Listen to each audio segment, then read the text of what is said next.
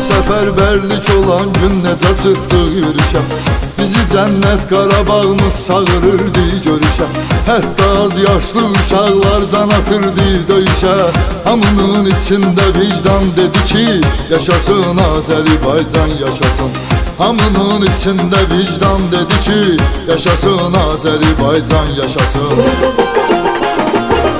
Yenə Xankəndə girib xan dedi ki, yaşasın Azərbaycan yaşasın.